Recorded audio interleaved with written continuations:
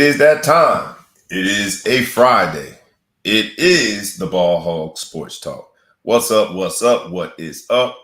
It is the experience known as internationally and galactically as the Ball Hog Sports Talk, where sports, business, and entertainment collide. We are in the building today. Today's episode is going by the title of Big Business Summer. We are in June, y'all, and we know what June brings. It brings warmer weather.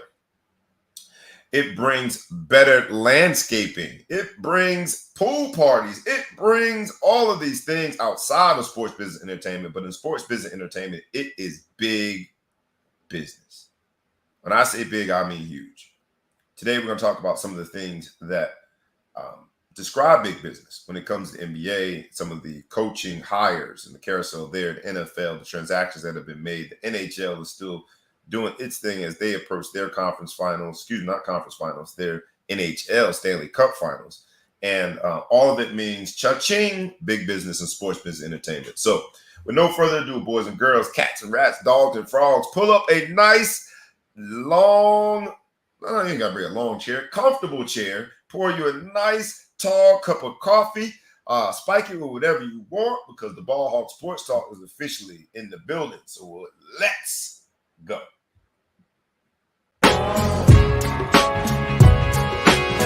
Wake up, wake up, wake up, and stay woke.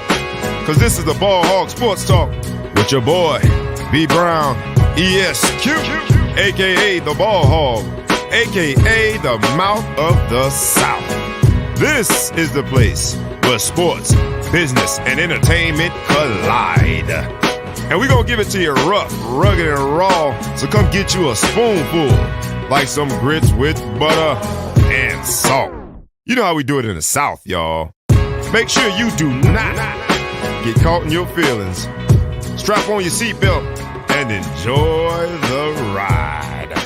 Come on, let's go.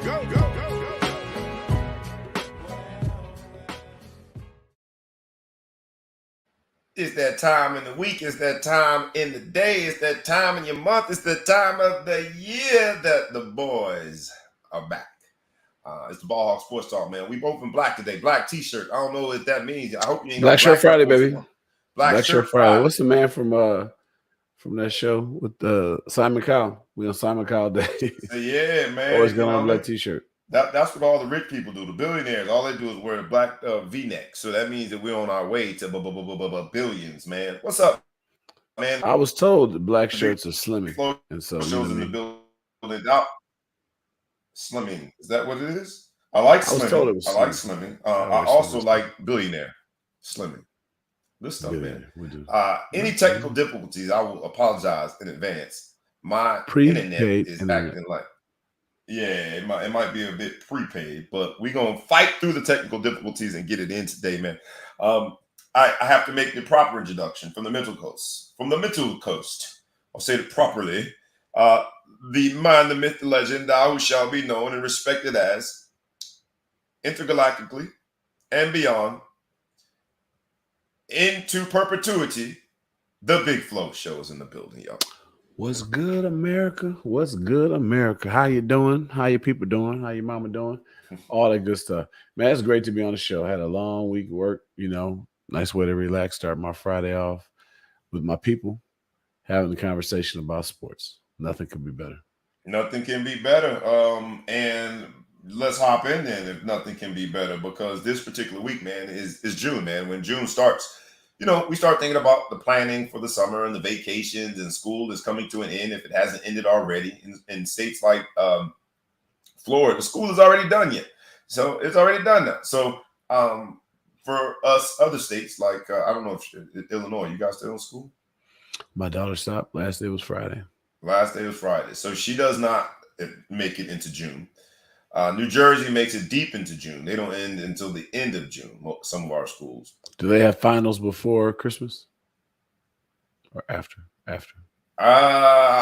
My job title is more training the kids after school. Dad. I don't know. Yeah, I don't know when finals. When I was growing up, we used to start around Labor Day, and then we had finals after Christmas break, which I always thought was stupid. Now they start. I swear to God, the first day of school is like July 15th or something like that. And then by the time Christmas comes, they're already done with their semester, so they get out in May. Everybody's happy. Everybody's happy. And everybody's spending money. Because this episode is Big Business Summer. Because, we're going to talk about some of the financials that are a part of what sports, business, and entertainment look like in the summer. But the same thing is true for back to school. Right? The earlier the back to school process starts, the better the stores are doing. So we're going to talk about a few of those things in sports, business, and entertainment. We'd be remiss if we did not acknowledge June is also Pride Month. So happy Pride Month to the LGBTQA+ community. Those who are celebrating it, we hope that you celebrate safely. I know in my community we are doing a parade, Pride Parade. I think it's this weekend. So wherever you are, make sure that if you indeed are celebrating, know that the Ball Hawk Sports Talk salutes your Pride Month and the festivities there too.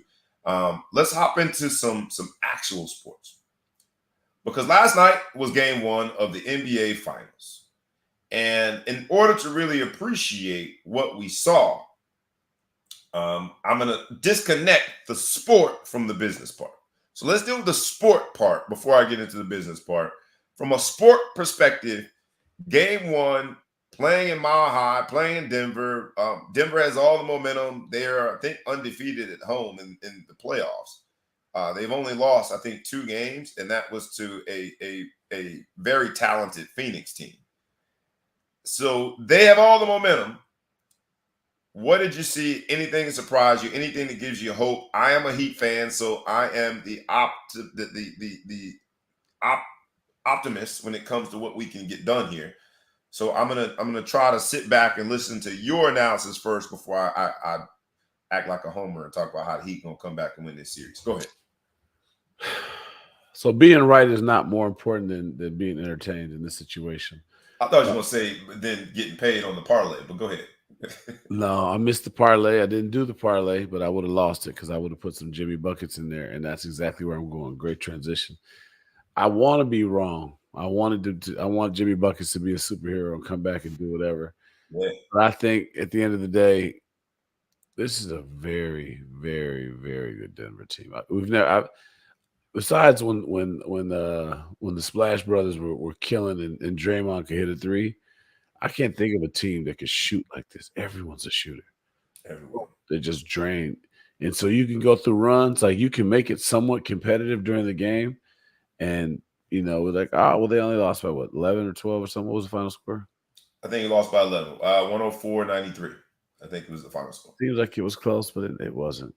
I wasn't supposed to say that. I was supposed to be objective. I said we lost by 11. The Miami Heat lost by 11. Man. Hey, do you stand behind your people? But it was. I guess the thing is Jimmy Butler has to carry this team and he has to wear a cape. It's hard to wear a cape in high altitudes. Sometimes it doesn't. The lift is different. The airplanes do different stuff when they take off in Denver. Messed up his buoyancy. The way his cape fits, it wasn't going. It wasn't fully opening up. Maybe they'll come back in Miami and maybe they could try to steal one.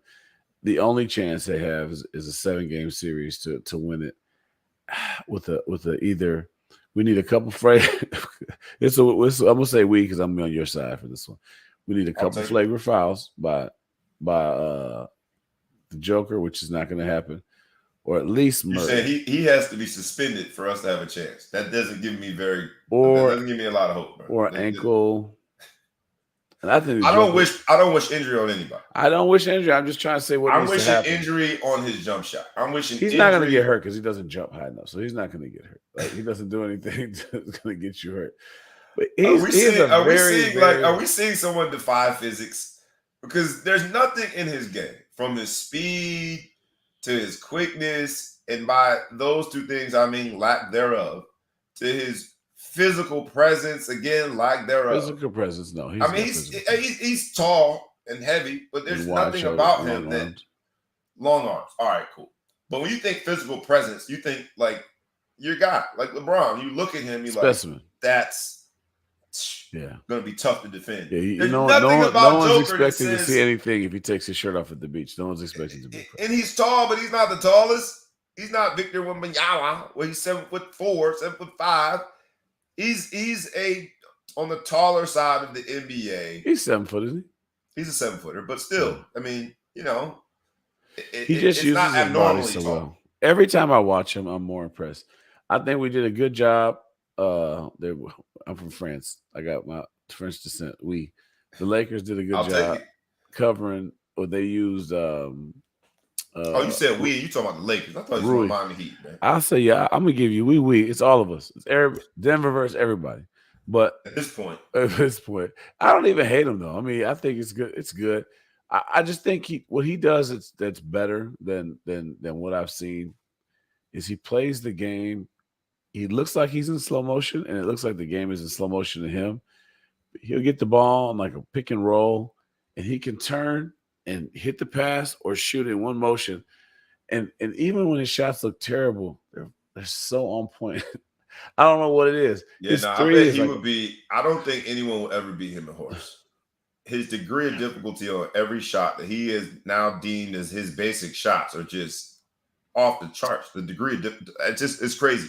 I'll say this because the Miami Heat only shot 2 free throws last night, and I didn't think that the Miami Heat got a lot of calls in the Boston Celtics series, but we'll get to that. But 2 free throws, an entire game, and you only get 2 free throws. In addition, our role players who stepped up and made huge shots in the previous series in the Eastern Conference Finals. Airball. I mean, you couldn't be any colder. The Heat was anything but hot. So, having said all that, we lost by 11. I like our chances. What was your famous line about the Lakers? In 6. You always said it. Lakers. Heat in 6. We're going to win at home. Heat in 6. I said it here. And I said it when we were down 0-1. I said it with bass in my voice. I said it with conviction. I said it looking at the camera. So for all y'all who said we were going to get swept, for all y'all who said we don't have a chance, for all y'all who took last night and somehow you processed it and thought we do not have a legitimate chance to win this series, I am here to tell you, respectfully, you're wrong. And I see you taking shots at me. My man Scott Bid talking about crack is whack. I get all of that. I get all of that. But what you don't know, and I got to tell you is, we're not going to shoot that poorly again. Jimmy's not going to have a 13-point outing. We don't really need Bam to do much other than defend. He didn't defend very well last night. People want to talk about his point total. You've got to defend. Now, Joker's only 6'11". And I say only because there are bigger players out there that we've had Bam defend. Bam's about, on a nice day, 6'9" on some lifts. But that's the position he plays. The position you defend is the position you are. He can only defend someone in the front court. So he tries to play like a guard in the back court at times or in offensive sets. And that frustrates me, but I digress. When it comes to this NBA Finals, the Miami Heat. Jokic, you are the father. He ain't my daddy. You are the father, Jokic. He ain't my pappy. We can win it, man. Miami Heat gonna do the unthinkable, man. It's gonna be a story of all stories because even if the first game we win, which will be in game 2, is gonna be more than the vaunted Lakers did. Wow, they weren't able to win. Cool. I see what we're doing. And when we win the series, it's gonna be more than what anybody else has been able to do with. Yeah, man, absolutely. But I'll tell you this, because if Jimmy Butler is able to figure out a way to lead this team to an actual championship, I don't know how you would match it. And I know that there have been people, talking heads, Jason Williams said it. This is probably the best example of a team led by one person with talent around them that doesn't support the theory that they would be a championship team. Who better? Allen Iverson, they won one game. But if we're able to win it, and I know it's far-fetched because we're down 0-1 and the odd makers have said that we have no chance in hell to win. But if he's able to do it with all the odds against him, stacked up against him with this roster that seems suboptimal when compared to the Nuggets, Jimmy Buckets is in a whole nother stratosphere in terms of superstar. And I believe. Unbelievable. I believe. He'll be. So let me ask you this. Do you think if Jamal Murray doesn't blow his knee out a couple years back, that this is a dynasty that we would have seen? I don't know about the dynasty. So because good. The truth of the matter is, and we saw it last night, is their role players play a hell of a role too. Everyone's making shots. And it took, I think, all of the 2 years now that we were removed from what was a tragic knee injury at the most inopportune time when he got hurt. It took all of that time frame with the transactions Was that the within year that the time Lakers frame. beat them? That was in the bubble. They beat him in the bubble. Yep, they beat him in the bubble. So what, 2 years ago? What was the bubble now? 3 years ago, 2020? I'm going to say this as a LeBron fan, Lakers by default. He doesn't blow his knee out. It's probably a three-peat. I don't know. Because they didn't have – look, their supporting cast wasn't the same. They've done a good job. And they still were going to win. Their supporting cast wasn't great, and they still would have won if Jamal Murray.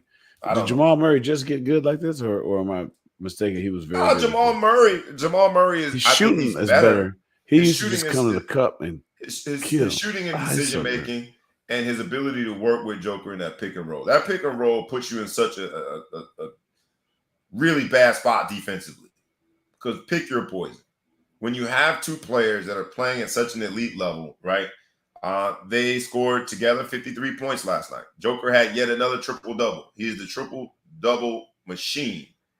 On a night where the Heat were cold, shooting was off, you only shot 2 free throws the entire game. Jimmy Butler only had 13 points. I feel good about it. As a Miami Heat fan, I feel good about it. We just have to defend better. Where do you see this particular NBA Finals going? You give your prediction before we get into the business components of it, because there's a business story that is separate from the sports story. I respected the on-court performances enough to give it its due, but now we got to talk about the business component of it. I'll give you last word. What's your prediction? Miami Heat, Denver Nuggets. Miami's down 0-1. Who wins the series? I think Jimmy's got some magic in him still. Therefore, I'm going to go ahead and call this a gentleman's sweep. Jimmy's going to play amazing one game. He's going to have 56 points. You heard it here first. 56 points. They're going to win by 2. And then they're going to realize when he's in the shower, he's going to I can't do it again. And it's going to be a gentleman's sweep. I don't know when he's going to do it, but it's going to happen. But you can't beat this team's too good. Here's my question to you. And it's not to you, it's to everyone, because I see the emojis, the broom. I hear the pundits talking about the Miami Heat doesn't have a chance. Here's my question to you, to my friend here, my man Scott Bibb with his broom, to the pundits that don't give the Miami Heat a chance. When y'all gonna learn? We didn't have a chance in the opening round against Milwaukee. We got a man fired. We didn't have a chance against a young, energetic, vibrant New York Knicks that had all the momentum at that point in the playoffs. They were the hottest team in the playoffs at that point. When you look at how they finished the season and you look at round 1, everyone said Miami Heat didn't have a chance against the Knicks. And then they definitely gave us no chance against the Celtics. I saw these same brooms. I heard these same comments. I heard this same doubt. And we almost got a man fired there too. My question is, when y'all gonna learn? Some teams are just destined for greatness, and I think this Miami Heat team, because there's no rational explanation for why this team that has a very average roster, that has players that have played beyond their means and beyond what we thought were their capabilities, there's no rational explanation for why we are in this position other than it's a team destined, man. Heat in 6. And I said it with my heart, not my head, but hey, it's all good. There's a thin line between those two things at times. Let's talk about the business component of it, man, because when Miami defeated Milwaukee, it put sort of a black eye on the business of the playoffs because everyone thought Milwaukee was the team. You had the two-time MVP, the Greek Freak, and all of a sudden he's ousted. When Miami beat New York, the Knicks, as a franchise, is starving for some success. And if you look at the viewership, you look at the paraphernalia sales, you look at the ticket sales, you look at the Vegas action and how people gamble. New York Knicks, they excite fans. We beat them. They're out of the playoffs. Then you got the Lakers that proceed to their Western Conference Finals. They lose to the Denver Nuggets, get swept. You got the Celtics that then proceed to the Eastern Conference Finals, and they get beat, almost swept. And then they fight back to a Game 7. The almost Lakers versus Celtics in the NBA Finals would have broken every viewership record known to mankind. So you think they should play that for third place? I bet the third place, the consolation matchup would have better ratings than the finals. Just play it out. Nobody's busy. Nobody's busy. I mean, so the business aspect of this, in this weird way, and it's just it's a weird thing to say this, but it's true. The business is taking a hit. And these NBA finals, and the viewership numbers have not come out yet, but we're going to look at the Eastern Conference Final viewership numbers, and then we'll look at the Western Conference viewership numbers. But the truth of the matter is that the business aspects of this took a hit. And am I looking too deep into this? Because this episode, right, Big Business Summer, we got June basketball. When we got June basketball, NBA Finals is when you want everyone to have that TV tuned in to ABC. That's why it's no longer on TNT. Does the business end of it suffer from the two teams that we have? You've got the Miami Heat. We're in Florida. We do a lot of things well. Being fans is not one of the things that we do well. You've got Denver Nuggets, who I don't know what their fan base looks like. It just doesn't really compare to a LA Lakers or a Boston Celtics. And yet this is what we are left with in June, while a lot of the other sports are dying down. College sports are coming to an end. And shout out to Notre Dame, man. First ever lacrosse championship, national championship. Shout out to Notre Dame. You know what I mean? Quick. There we go. Shout out to Northwestern. Females 8th lacrosse championship. They won. This is their 8th one. That's impressive. 8th one, first time since 2014 or something. I think these are the girls that famously wore flip-flops to the White House years ago. They wore slides or something real crazy. But no, my son got a lot of friends on the team, so it's kind of cool to watch. Their softball team got they lost to Alabama to miss the World Series, but it's kind of cool to watch lacrosse back-to-back and really kind of care who won. But Notre Dame put it on those boys, so it's nice. No, they did, and they beat Duke, so that is always good when they're able to beat Duke. But those are the sports that you and I will watch because of our Notre Dame connection, because of our Northwestern connection. The truth of the matter is that when June comes, the NBA normally has a monopoly on viewership. And here we are with this series. What do you think this does for the business aspects of the NBA Finals? They really needed a magical effort from Jimmy Butler in Game 1. They really needed it. They really needed the Heat to come and show this could be magical and have Jimmy go nuts. But for Game 1 to go exactly as people predicted, the viewership of the next game is gonna be trash. And I think it's gonna be bad. Here's what's gonna happen. Jimmy's gonna have a magical night. It is a Saturday game, though. It's a Saturday game. So I think that helps. Barbecue weather, people, graduation parties, everybody, no one cares. So I think Jimmy's going to have a magical night, and then the next game is going to have good viewership because they're going to say, "I wonder." But it has to be Saturday. It's trash. It's going to be the worst viewership in a long time. I'm going to watch every single game. Unless they lose 3 in a row, then I'm not going to watch. Well, even having said that, if you look at the numbers in the previous rounds, because both conference finals were on the brink of a sweep. All right, now we know that the Boston Celtics fought back. Shout out to them. They fought hard. Don't swing on and my they boy, came man. back. Don't swing on my boy. Don't do it. Don't swing. Huh? ETP? No, I said don't swing on my boy. Don't swing on this there's a brink of a sweep, and we knew that the Celtics fought back. Just resist the temptation to say what happened on this side. I wasn't going to say nothing about LeBron getting swept. I wasn't going to say nothing about LeBron getting swept. I'm not. That's not a part of the show. I'm not going to mention that LeBron got swept. This is a different. Don't even mention it. Don't mention it. I'm not going to say anything about LeBron getting swept. I'm not going to say the 6 times would be too many. Don't do it.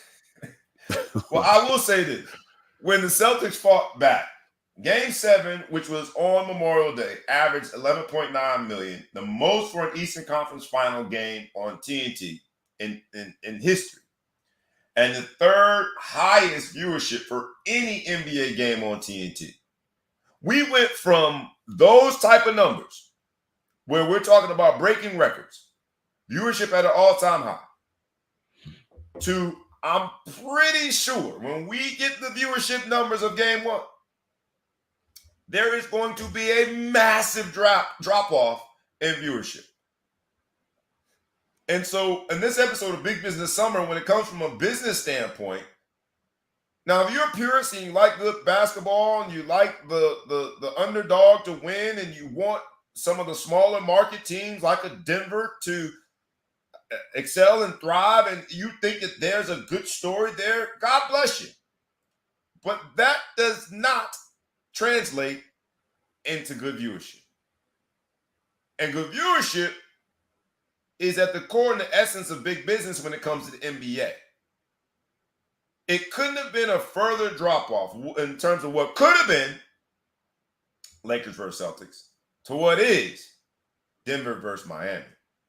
And so I think the NBA is sitting, and so the conspiracy theorists out there have opined that that's why they needed the Miami and the Celtics game to go to Game 7.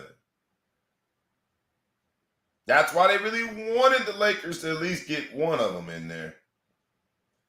From a business standpoint, LeBron, you still my guy, man. I keep trying to fight for you, man, but it's just the water getting into the boat. The water keeps getting into the boat. I keep trying to get it out of there, man. The best thing they can say is we wasn't the only team that got swept by Denver. You know what I mean? Because Minnesota got swept. So you think LeBron is over there with a Denver jersey on, praying that Jimmy doesn't show up with the cape? I know he's got to be hoping they get swept. Because our country, we talked about this last week, we're so polarizing when it comes to this conversation about the legacy and the greatest of all time, Michael Jordan and LeBron. No one has any real objective analysis here, right? And so those people who were waiting on some fun fact, some talking point to enhance their argument about why they do not think LeBron's the greatest of all time are going to hang on to this with dear life. They're clinching on to it. Now, I happen to be someone that I don't think it is what it is. They were a better team, and LeBron played out of his mind. It just wasn't. It just didn't really, never really connected. So I don't think I would use it so often. He was so close so often. He's close. But it's just interesting to see that how close the NBA was to have a record-breaking summer, a record-breaking June, and having the coffers open and having a windfall of money just bestowed upon them as this international game became even more alluring to an international community, an international audience. And instead, we got my Miami Heat, which I'm happy about, versus the Denver Nuggets. And I've never met a Denver Nugget fan. Have you ever met a true Denver Nugget fan that outside of a game, they're not talking about, they just randomly bring up Denver Nuggets? Or you just chilling at a summer barbecue and somebody shows up with a smooth ass Denver Nuggets hat. You haven't seen that. In fact, prior to this series, people were talking about right Can you think about that? Can you picture a Denver Nuggets hat? Think right now what it looks like. The old school one, the old one, people wear it for the colors. I remember that one. The old one. I can't even think of current Denver Nugget gear. I've never seen anyone just pop up a with nugget on there. Even Except for when Carmelo was there. I can't think of anything. Look, Joker is a 2-time MVP. And people during this last 10 days, when Carmelo Anthony announced his retirement, were really saying that the number 15 should be retired in Denver, despite the fact that the best player in the NBA is wearing it. And so that's the franchise you're dealing with when it comes to the business component of it. So you would never just randomly see a Denver Nuggets. This is how bad it is at a barbecue. I went to California because my man Emmett Mosley, shout out to Emmett, had an extra couple tickets in a little box that he just somehow came up on a box. So we went out there, and I'm out there watching with him and his buddy Chester. And I said, "Wait a minute, aren't y'all Denver Nuggets fans? You guys are from Denver." They're from Denver. They're like, we have the Lakers lose, and I'm rooting for Denver. I forgot they're both from Denver. Until you just said that. Yeah. We're out here with everybody got on Lakers shit, and they're playing your squad. I mean, if the Bulls are playing out there playing the Lakers, LeBron or not, I got to root for the Bulls. You know what I mean? Like that's the biggest if I done heard for at least 6 years. Y'all ain't been good since MJ left. You can't even humor me with my little. Come on, man. You ain't got to do that all the time. You ain't got to do that all the time. Sometimes you can let them go by. The Bull, the who? Never let them get by. But I can't believe these dudes. I forgot y'all are from Denver. They're like, well, if Denver wins, then we're gonna root for them to win the championship. And that's what we're dealing with. That's what we're dealing with. Like, and yo, let's be clear. The Joker, and that's why we started with the pure sports and the basketball analysis on it. Pay respect. Triple double machine. But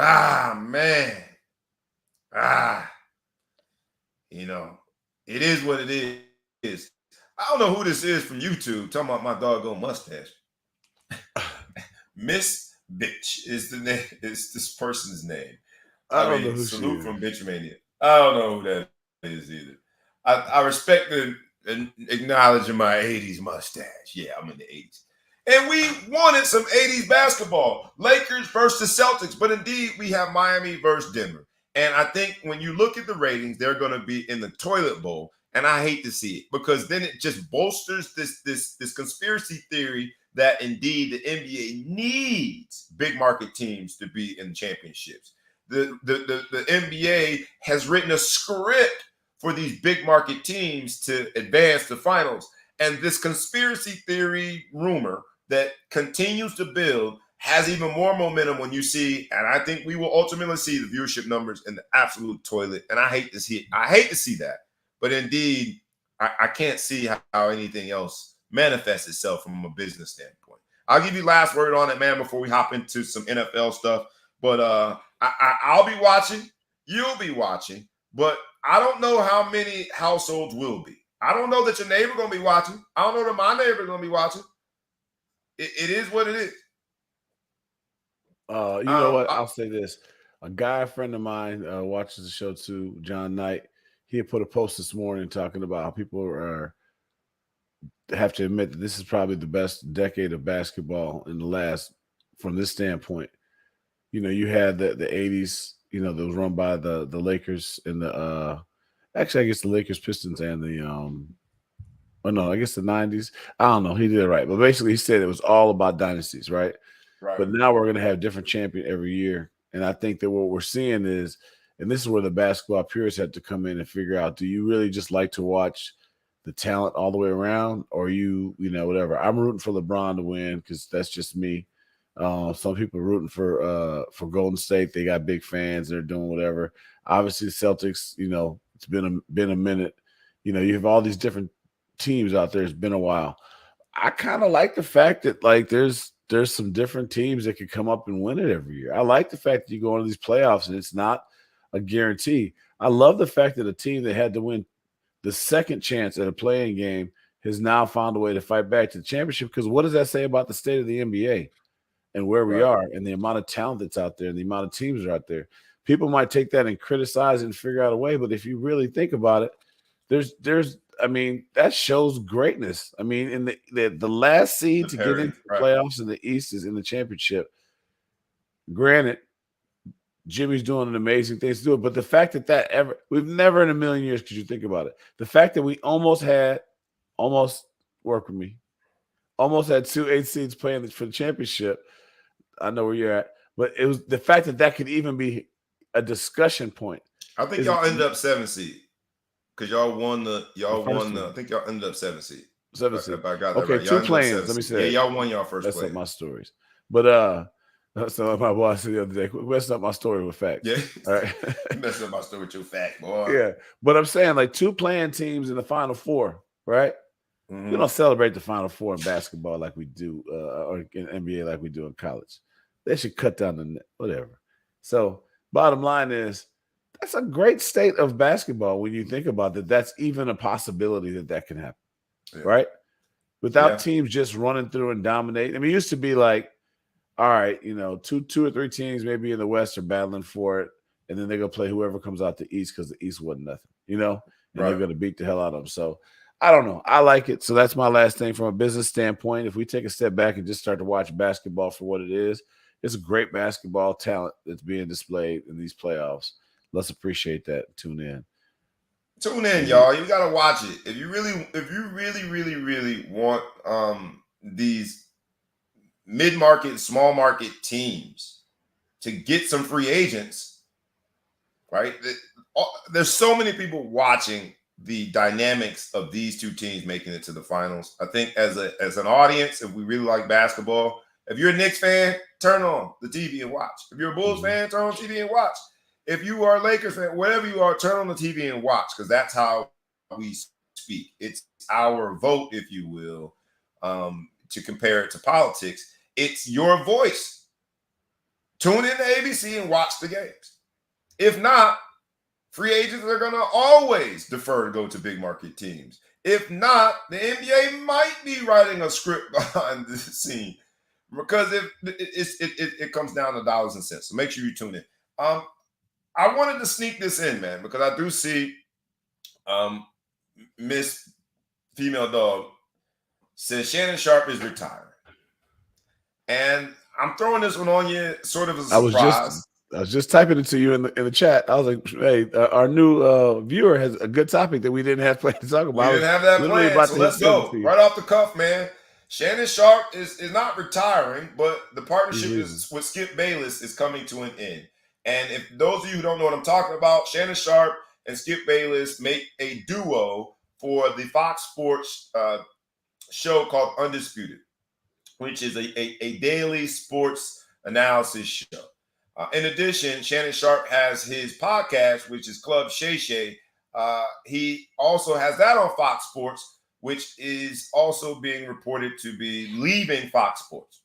So there was an infamous exchange between Uncle Shay Shay and Skip Bayless, where Skip Bayless is defending Tom Brady, and it seemed as though Skip Bayless took a personal shot that Shannon Sharpe felt was over the line.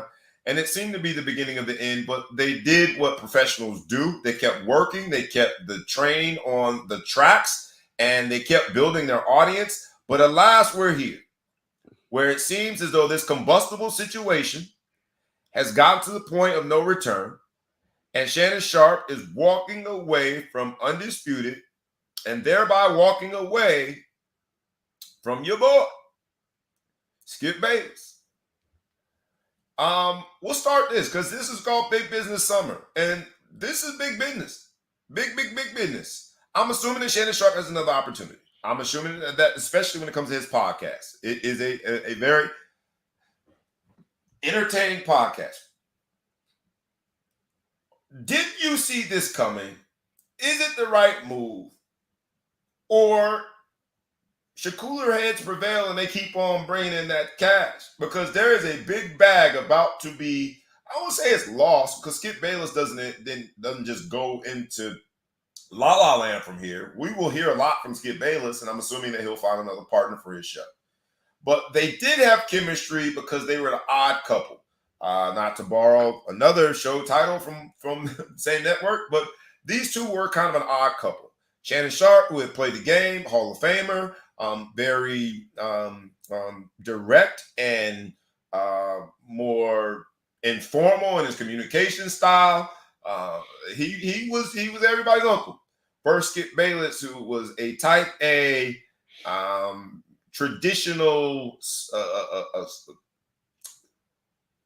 sports talking head, if you will. Yet their chemistry was great for a long time until it wasn't.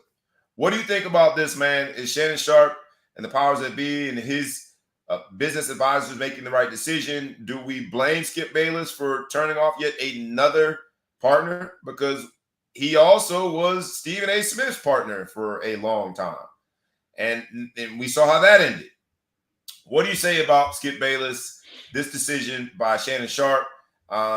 Any chance that it's much to do about nothing, just another? So the question I have to find out is Shannon walking away from the show, or is this they're getting rid of Shannon? There's a buyout, so I'm assuming we'll never know that. Mm-hmm. We'll never know that. There's a buyout in place where Fox is going to buy him out. So half me, when I hear buyout, thinks that indeed Shannon Sharpe is testing the market and going to another opportunity. But the truth of the matter is they could tap you on your shoulder and say, hey, you want to get out of here, and frame it as a buyout because they don't want to hurt your overall higher ability for other opportunities. And they don't want to hurt their image because, I mean, let's be honest, it's like, see, the thing about Shannon Sharpe, and this is a painful thing, is like I like Shannon in a lot of ways. Mm-hmm. I don't like the whole hand dog smoking black and milds. I think that's a little stepping fetching to me when he's doing that. I don't like when he does that. I feel like they've exposed that and they've probably promoted him to do that. I wish he didn't do that. Not because that's just who he is.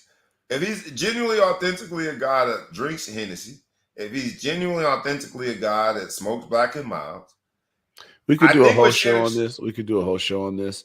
Yep. And get real deep. And I need to start like a fireside chat for this because I just got some deep rooted feelings about doing things, certain cultural things that you're doing when your audience is not, when your show is not appropriate, trying to cater to that audience.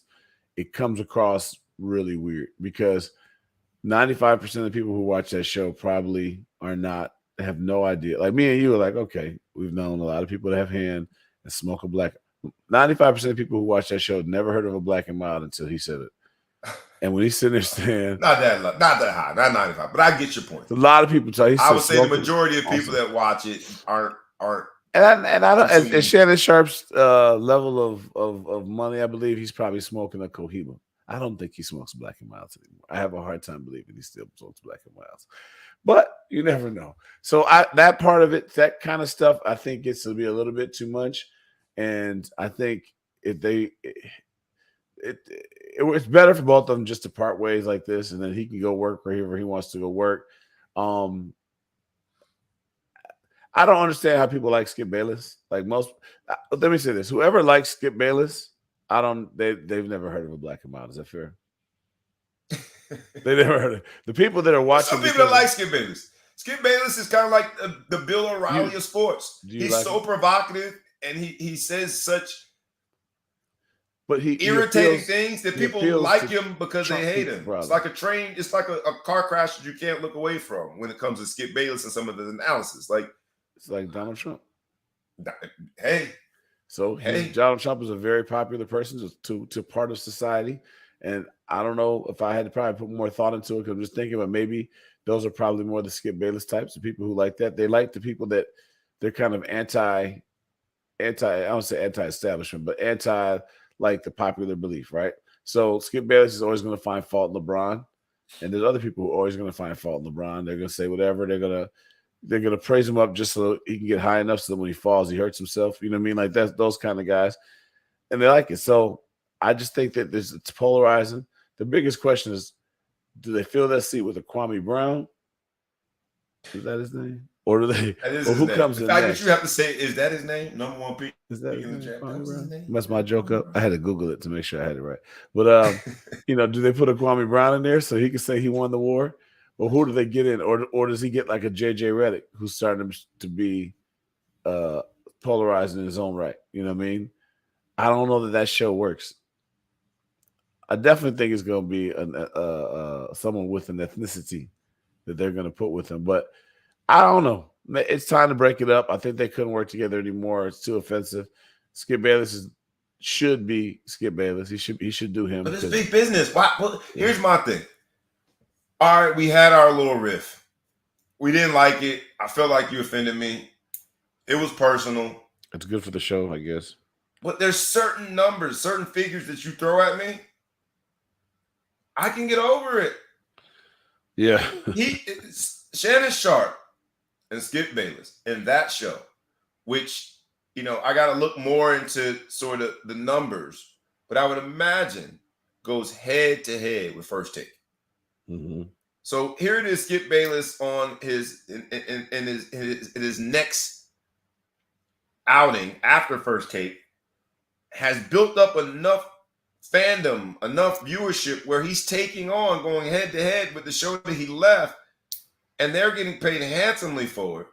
Mm-hmm. I just don't know. I think when it comes to the big business aspects of this, I think I would have been able to get over it. And so I hope that Shannon Sharpe has a plan in place. I don't think that I don't think the network initiated this. I think that it was indeed a byproduct of the personalization of some of the attacks. I think it was indeed a response to, because you talk about Kwame Brown. Kwame Brown was one of the people that publicly called him out. Like, you sit on the show with that dude? I think he found himself defending the decision to sit across the table from him and found his ability to defend that decision weakened by some of the personal attacks. But just for me, let me look in the camera here. For me, the type of dollars that they were getting paid, I would have got over it. Could you have gotten over it?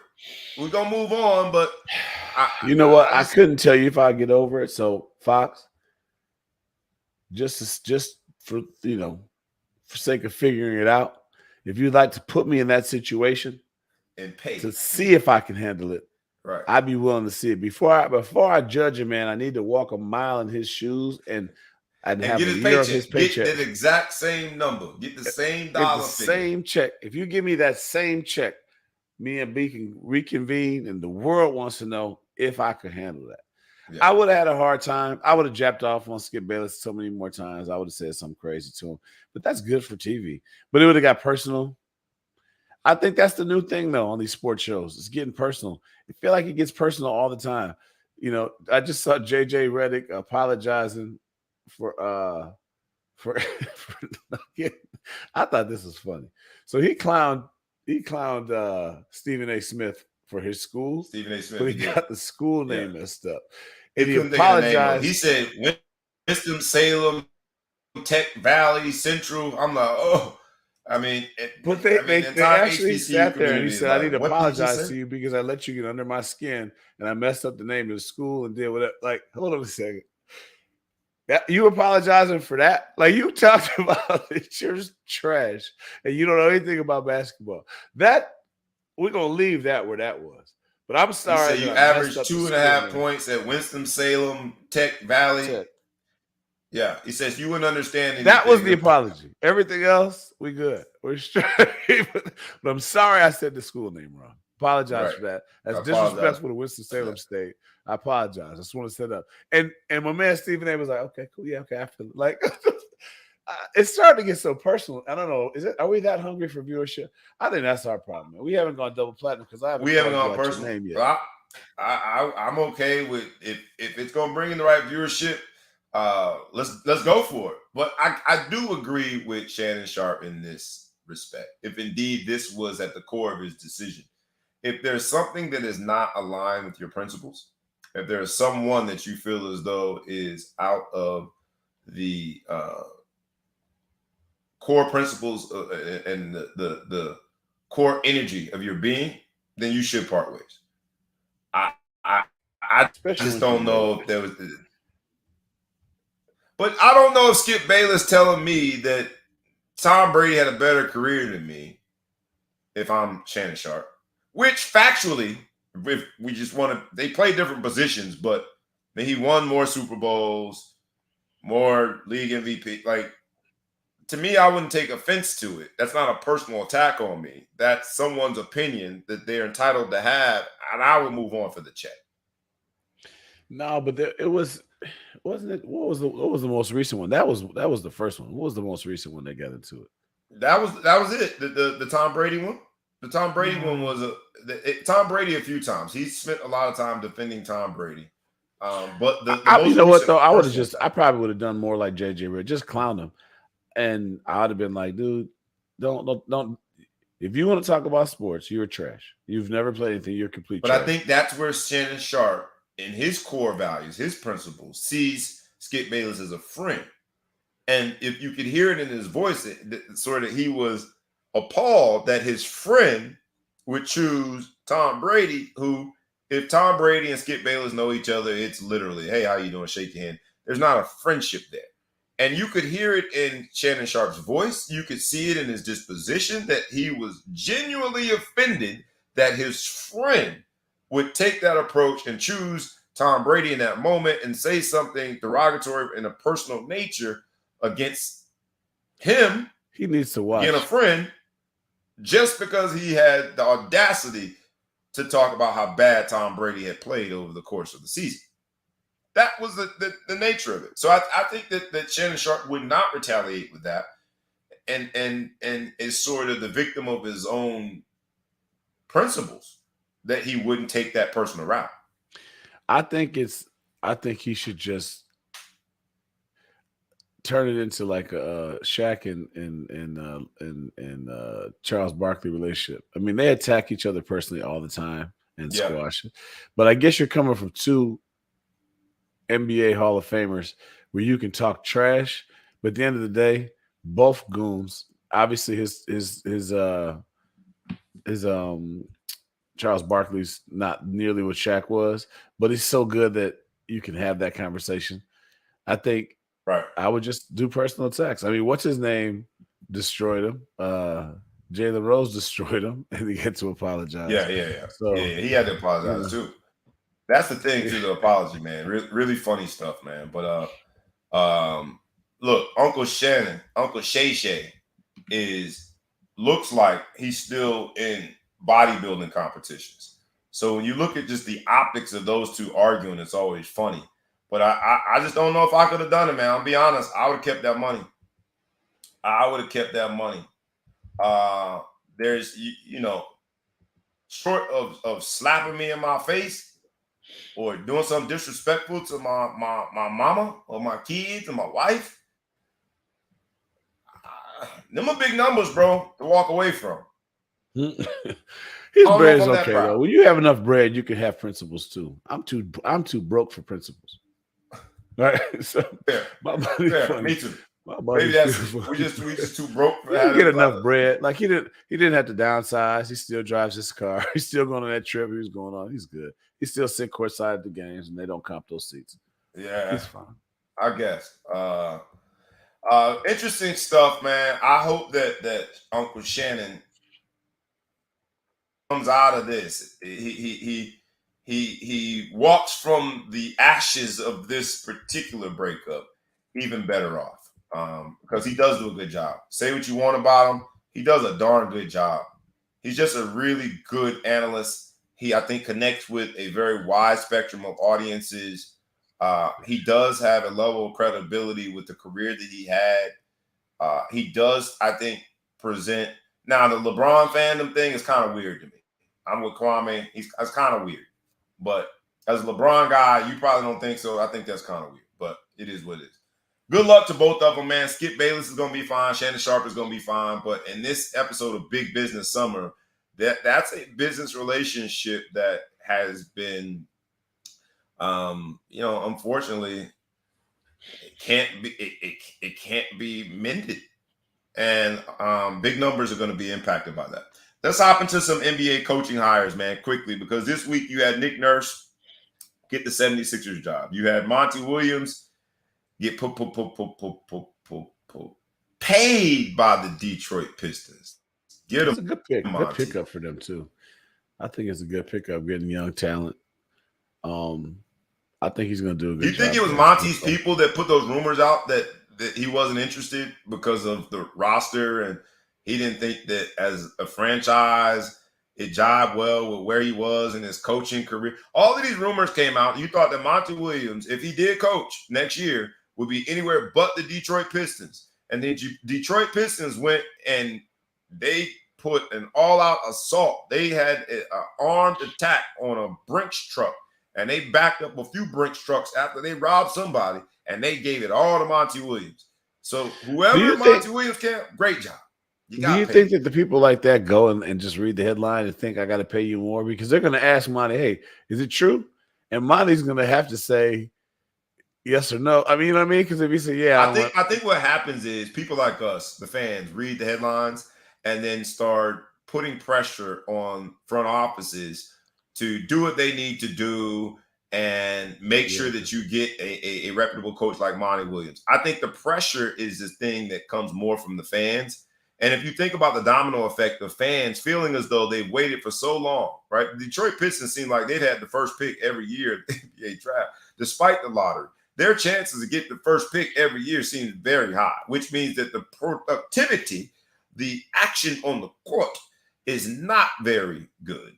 And so I think the fans might have mounted the pressure that the front office had to give into and pay Monty. That's how I think that played out. And shout out to Monty. That's why you have advisors that put rumors out there like that. I got to go back and fix something. Because I semi-publicly gave you credit. Semi-public meaning group chat for saying Monty should have took the Notre Dame job. And I was poo-pooing it. I thought it was such a bad idea. But then when he got fired, I said maybe he had a good point. I'm going to retract that props I gave you and say, shut your ass up, because look at what just happened. That's in big business summer. Look, he ain't even missed a pay cycle. And he's already. My theory was this. If Monty Williams were to take the Notre Dame job, a job that has been held by Mike Bray forever. He's all-time winning coach and all that good stuff. But a job that Mike Bray probably should have lost 5 years ago. Mm-hmm. And so my theory was, in terms of job security, in a place that is very familiar to you, in a place that would treat you well, that was my theory. What I did not envision was that the Detroit Pistons was going to find all this money to go pay Monty. So I retract my own theory in my own statement. How about that? That's enough money for me to tell myself to shut up. Shut up, me. But since I was so quick to give credit to you, I will give it to myself. And I said, at the time, if you're being fair, even if he gets fired, he's going to be straight.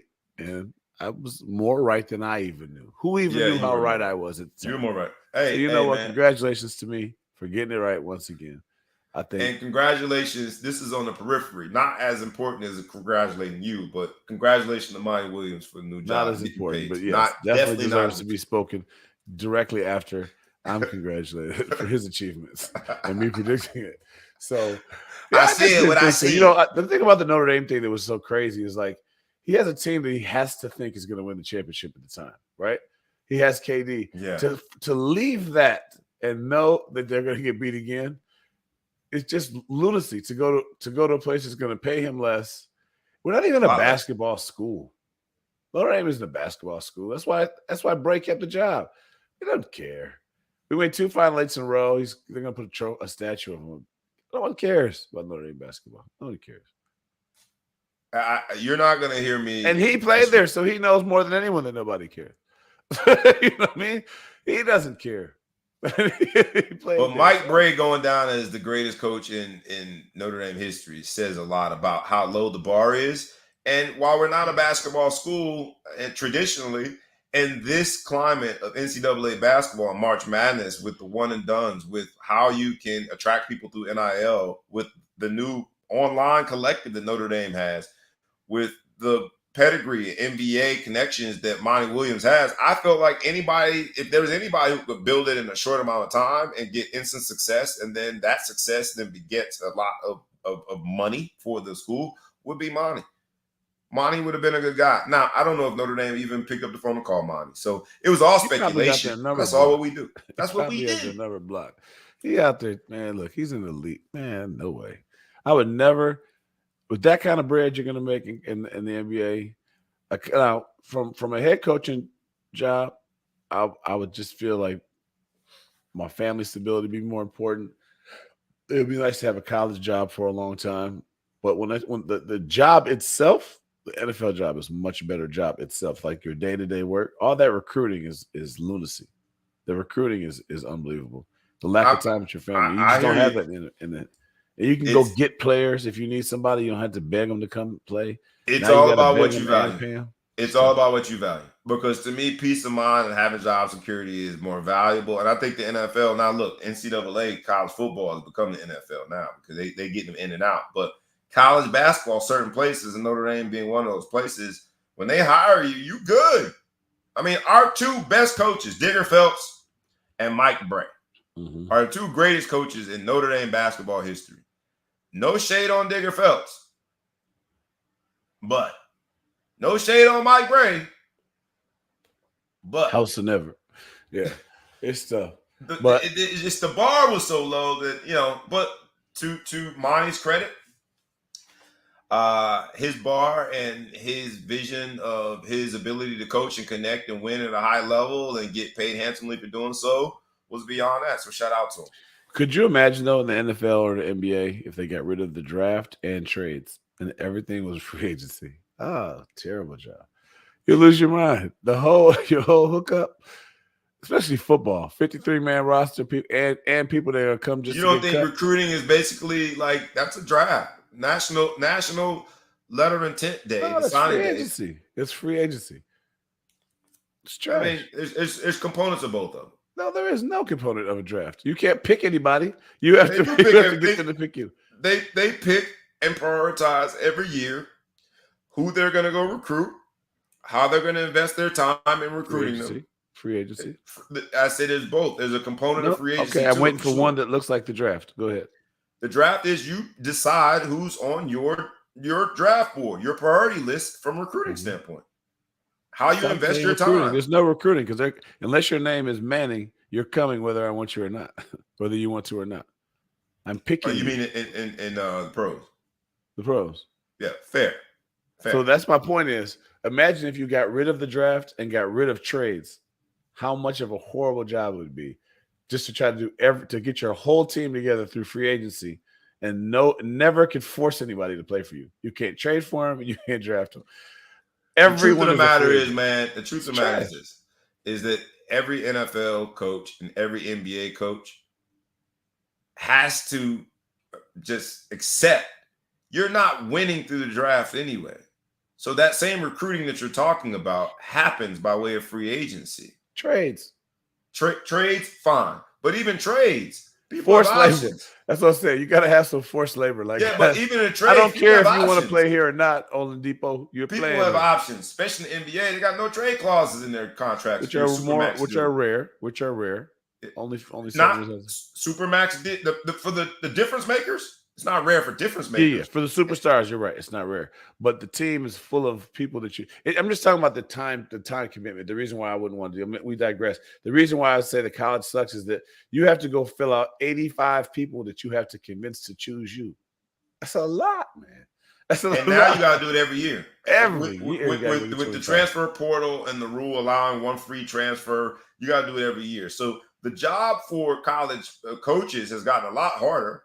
That's why you've seen a Villanova, a vacancy, a Duke vacant. You look at all the guys that left, right? I mean, look over the last several years, Syracuse. You got these greats, these coaches that have done it forever. They all left because they understand that it's not what it used to be. But I still think that from a job security standpoint, now it was specific to Notre Dame.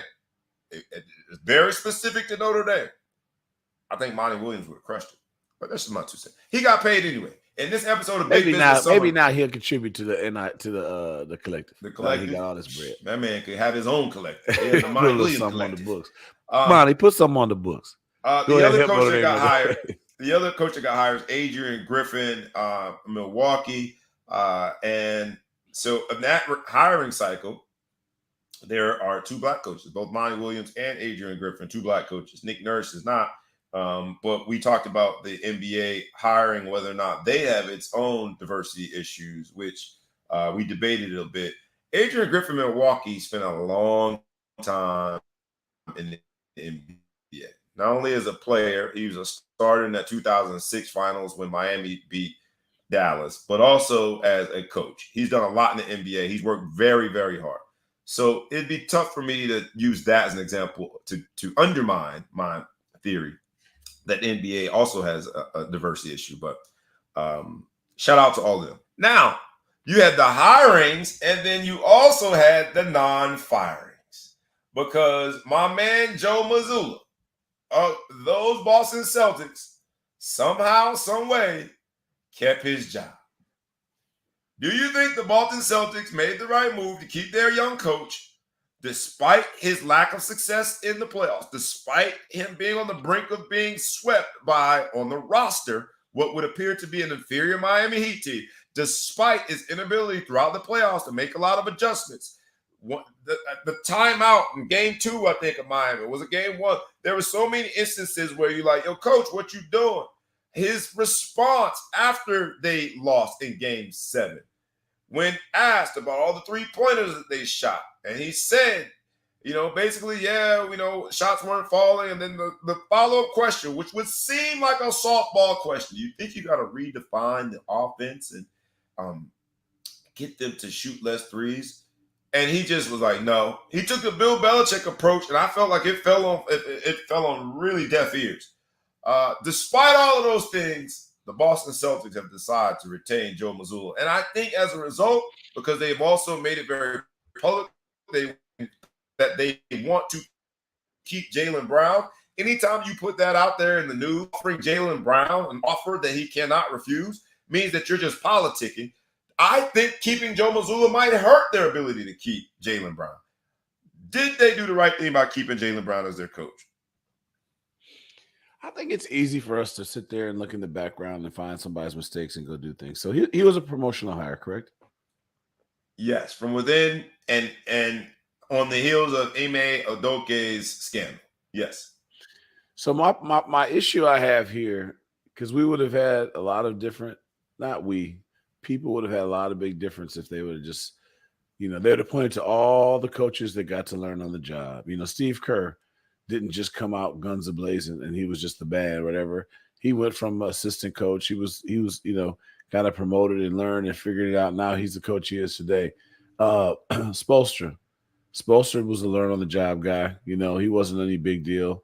I can go on and on for all these people that have had a chance to not do well, whatever. Now he got a big job right away, but again, Spoelstra did too.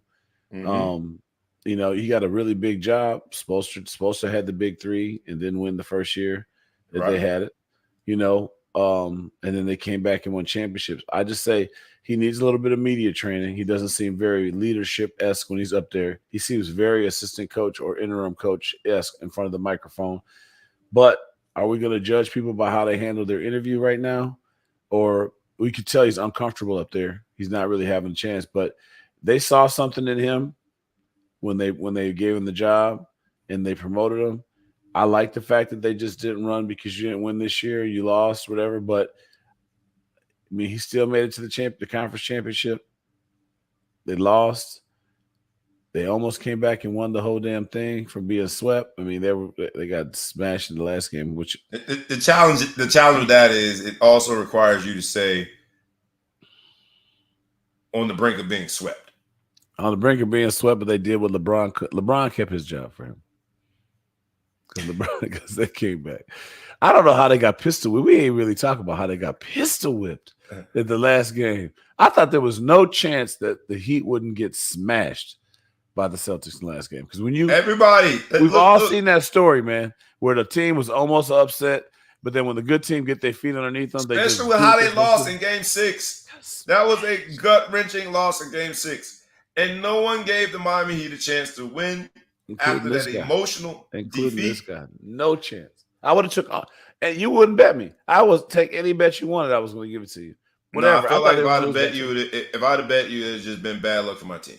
But they went out there and did what I don't gamble. So to gamble in that moment, it wouldn't have been good. So my point is, I like the fact that they saw whatever you saw him in the interview. He probably showed you this year, whatever you thought he was going to have to work on because it's the first time he's a head coach. You gave him a little chance to work on it. He got down here to a Game 7 in the conference finals to get to the championship game. I mean, who's out there that you just think is going to come in here 1 year, rebuild, do what you got to go do? They're close. The Celtics had to feel close, and they didn't get there. They have been close for a long time. This is the closest that they have ever been in their era of being close. If Ellis was here, he would say they had fire the his team. ass. They had the team. They had the team that they thought could win. They had a roster they thought could win. They had size. They had 2 superstars. They had, I thought, the ideal matchup in order to get out of the Eastern Conference. They played an 8 seed, and yet they came up woefully short. Mm-hmm. And I'm happy that the brother kept his job, but I think that for me, if I'm looking at the Boston Celtics going into next year, I don't feel as though this is our what's different. I don't fire the man though, man. I don't know. We fired too quick in this country. We fired too quick. The fire We're so emotional. We're so emotional. In his first year, second year, he coached last year, the end of last year, and then this is his first year. Yes. His first full year, man, he got to the Game 7 of conference championship. That's what his resume is going to say. Next year, the year after, he's going to say his resume going to say he made it to Game 7 against the double playing seed. But still, don't fire him, man. Give him a chance. Hey, well, he better keep working on that resume because I don't see how this is a long-term solution. He's going to be Spoelstra in a couple of years. You're going to say, remember when we was going to fire him? Remember that? He's gonna get his weight up, his chest gonna stick out. He's gonna be talking with bass in his voice in the interview. He looks so junior varsity when he's the players. So when Spoelstra was on the brink of, and I was one of them people like, man, I don't know if Spoelstra's cut out for the job. I'll admit that. I was woefully wrong.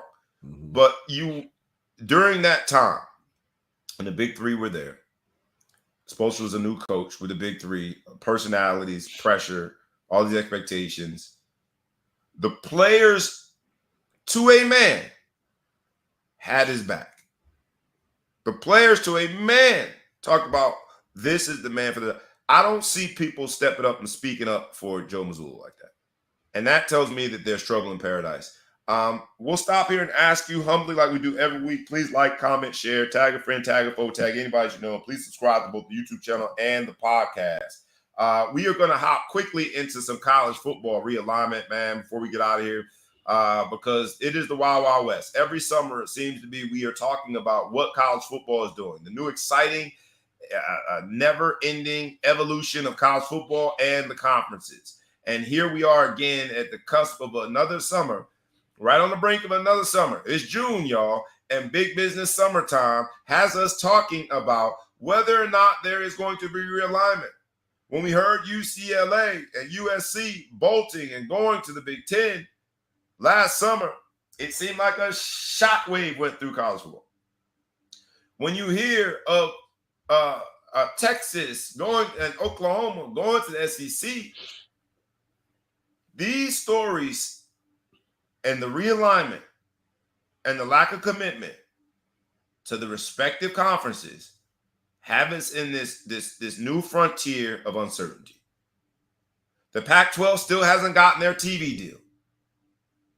Colorado is the hottest thing going. Look at how they're selling tickets. They're selling them like hotcakes.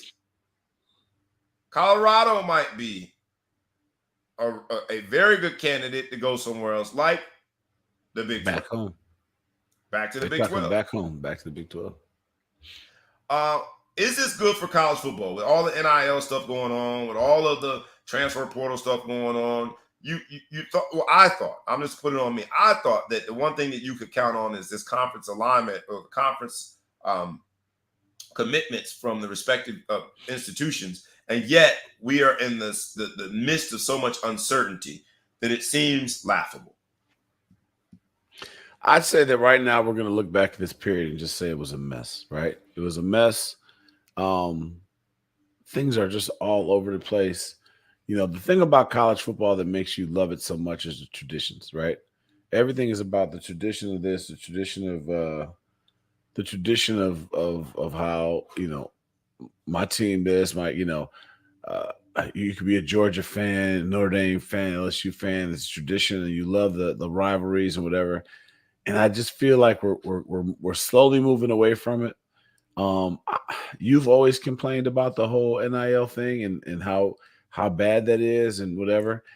I like the idea, the concept. I think the execution is bad because the people with the most the people who should have the most say so to make sure there's some regulation have sat on the sidelines and allowed it to just be whatever.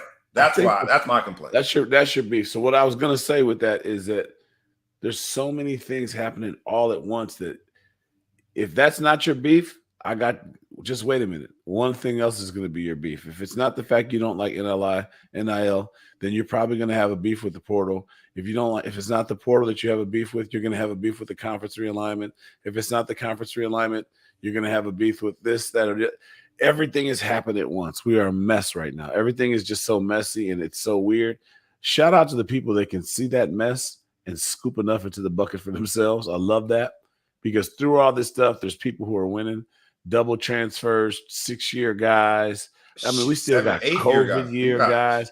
I see guys 8-9 years of eligibility, making paychecks, doing this. The women are getting paid. They don't want to go to the WNBA because they got more money in college. College basketball teams are getting super teams. There's so many. It's like Game of Thrones. Did you watch Game of Thrones? No, but I know the general gist. There's so many sub stories going on. Game of Thrones is one of those things where can nobody talk? Don't call me because if I blink, I'm gonna be lost because there's so many little tricks. This story, these people, right. And if I same thing with conference realignment stuff. Same way with football now. Don't talk to me right now. I gotta pay attention. I gotta study it because I'm gonna look up and find this out. Now I just saw there's a lawsuit against UCLA from like the Liberty Bowl or something because of COVID. They didn't play the game because of COVID. Now they're doing lawsuits. So now this is gonna be the first. What's gonna be next? So now we're suing people over COVID now because you got COVID and you couldn't play in the game. We're suing people back for 2002. It's so much money going around. But that lawsuit and these realignments, in addition to NIL, in addition to all the things that you have discussed and mentioned here when it comes to the Wild Wild West that is college football, is about money. And so when the players take an approach that is purely about money, don't be surprised. And that's where I thought that the adults in the room needed to adult. Because when you look at the conference realignment, it used to be something about the rivalries. It used to be something about proximity. It used to be something about the academic integrity within the conference. It used to be something about proximity. So you didn't have kids traveling across the country for a conference game. None of that matters. All thrown out the window purely because of money. And so when the players take a purely monetary approach to their decisions, let's not be surprised. Because at 18, 19, 20 years old, the kids is watching, y'all. And that's my only beef with this massive uncertainty when it comes to conferences. It's like nobody can figure this out. There's a money component of it that if done right, everyone can get paid. The Pac-12, if they don't come with a very serious, I'm talking about a meaningful TV deal, people are going to head right for the exits. And so that I just think it's really interesting, man. And we'll see how it plays out. Dion holds all the cards right now in so many ways. But even when it comes to conference realignment, the next shoe that drops will be the Pac-12 and whether or not they can maintain Colorado. He holds a lot of cards with these conference. Say again. He hasn't proven to me that he's holding the cards with the players, which I thought would be his challenge. I'm not hearing about him landing these big recruits, and I'm not hearing about him getting these big transfers. A lot of names going back and forth, whatever, but I predicted this when he got into it. It's going to be a little different because why? What does Deion offer? What does he have to offer you that you can't get from some proven company? And I mean, now the conference realignment, think about and I hate picking on Oregon State, but think about the Oregon States of the world, how hard they're going to have, because you've never heard a conference realignment conversation including the Oregon State, right? Washington State. You never heard one talking about where will Washington State end up? Nobody cares. So there's a lot of teams with this that can be left holding the proverbial bag. And now you got to try to recruit through all these different things, and it's going to be tough. I don't know how they do it. I think that next group that wasn't Power 5 are going to benefit most because some of them are going to get. We talk about being relegated in European soccer leagues. Some of them are going to be promoted and get an opportunity like Pac-12, the SMUs of the world. Right? There's gonna be another wave that's going to, I think, be advantageous for some programs, but it's all about the money, honey. Quickly, man, let's mention this before we get out of here. DeAndre Hopkins got cut by the Cardinals, a deal that they felt compelled to do so they would, get rid of that relationship that had become toxic. I hope D-Hop ends up in Cleveland. I know that Deshaun Watson spoke up for him, so as a Cleveland Browns fan, I'm hoping that. Sit your ass down somewhere. So I heard a rumor he might go back to the Texans. He must have. I know. They're saying the Texans, Kansas City, the Eagles were mentioned. Baltimore. Baltimore was mentioned. We'll see. Dalvin Cook, there's rumors that he might be traded. Minnesota, they're trying to figure out indeed what to do. They saved some money by waiting until after June 1st. There's a lot of stipulations related to contractual provisions. So we'll see what Dalvin Cook lands. The proverbial favorite here in the rumor mill is the Miami Dolphins, which will put him back at home, which I'm sure he would like. So we shall see. Let's go home on this one, man. Because we talked about big business in college football realignment. On a Ball Hawk Sports Talk moment. Highlight moment. I'll defer to you what your Ball Hawk spotlight moment will be for the week. What say you? And while we're getting that ready, I want to make sure that we offer our audience this week the same offer we offer all the time. You would help us tremendously by simply doing something that won't cost you anything. Like, comment, share, tag a friend. You could even tag a foe. Hell, tag anybody you know and subscribe to both the YouTube channel and the podcast. You'll be helping us tremendously. Don't cost you anything. And it's Friday, man. So all we need is 8 favors from you. That's it. 8 favors. That's it. 8 favors. Real quick. Hey, none of them cost you a brown penny, though. 8 quick favors.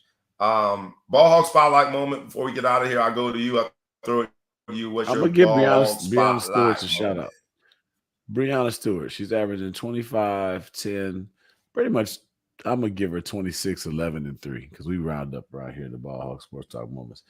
I think she's balling. She got hit in the face. She took a charge or something. Looked like she got hit with a baseball bat last time I saw her, but it didn't hold her back.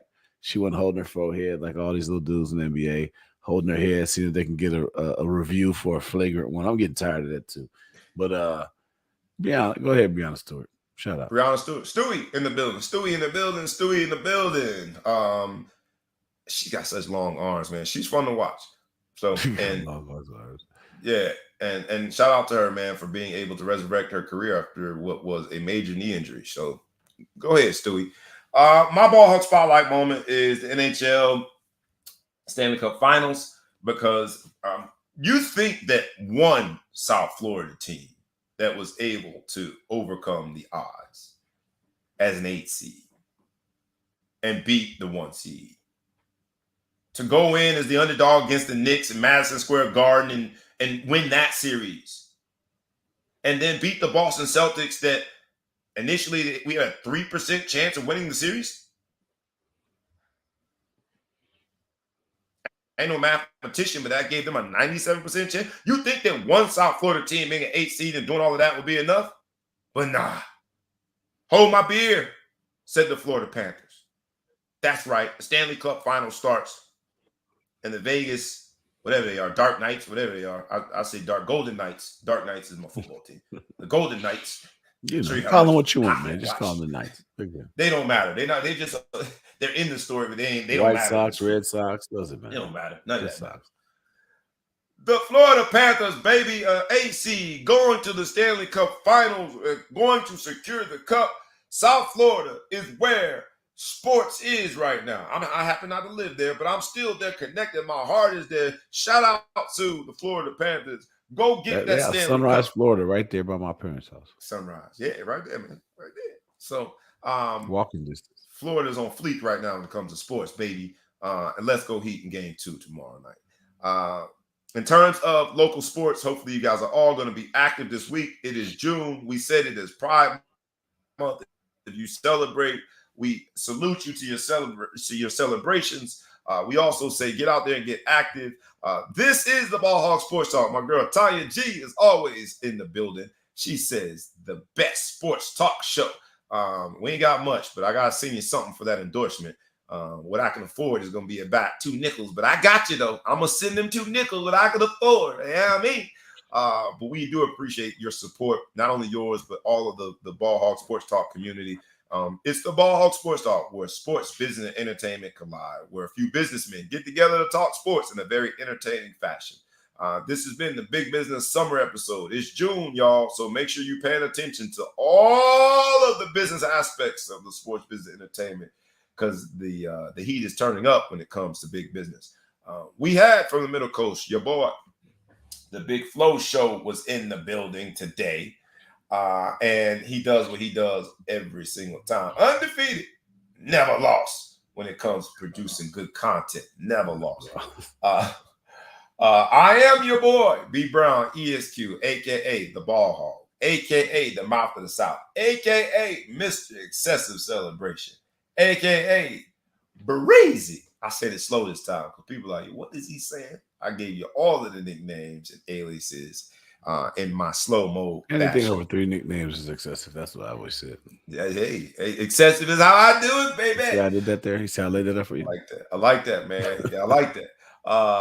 This has been the Ball Hog Sports Talk. This has been the Big Business Summer episode. Please like, please comment, please share, please tag a friend, please tag a foe, tag anybody you know, and please subscribe to the YouTube channel and the podcast. Y'all enjoy y'all weekend. Father's Day coming. Y'all act like y'all did in Mother's Day now. Go save your pennies. Start planning. Check out Amazon sites or wherever you go do your e-commerce. Make sure Father's Day get that same attention. Have that same energy, as the young folks say, for Father's Day. It's coming soon. I want to give you that warning. Because with that, it's been a great show. Thank y'all for tuning in. We'll see y'all next week. With that, we is out. Peace.